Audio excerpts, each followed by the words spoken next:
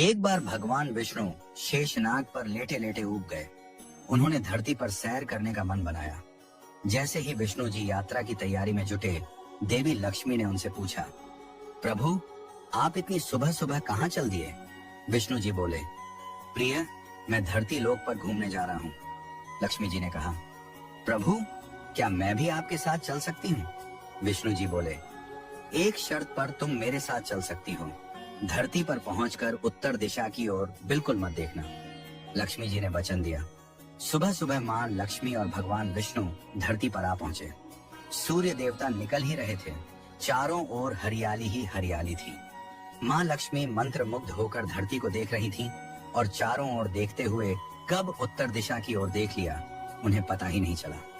उत्तर दिशा में उन्हें एक आकर्षक बगीचा नजर आया, जहाँ बहुत ही सुंदर फूल खिले थे।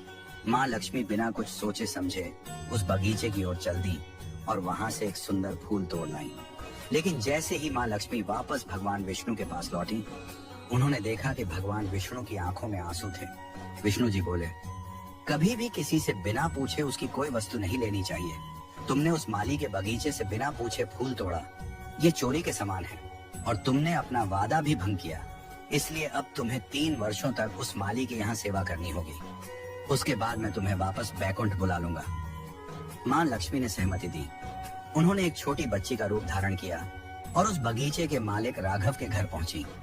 घर क्या, एक झोपड़ी थी। राघव की पत्नी, 2 बेटे और 3 बेटियां थीं। किसी तरह उनका गुजारा चलता था।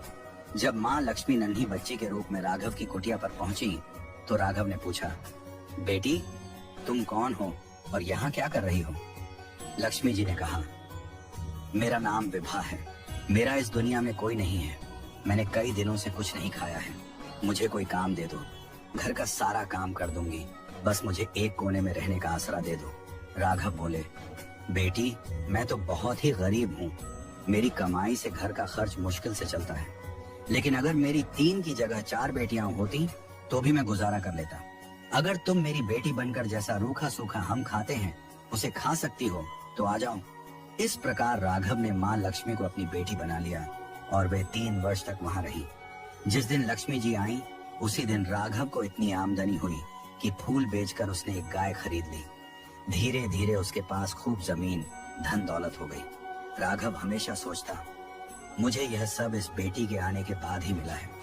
एक दिन जब राघव खेत से लौटा तो उसने देखा कि उसकी बेटी के स्थान पर एक दिव्य देवी खड़ी है, आभूषणों से सजी, तेजस्वी रूप में। राघव समझ गया, ये तो स्वयं माँ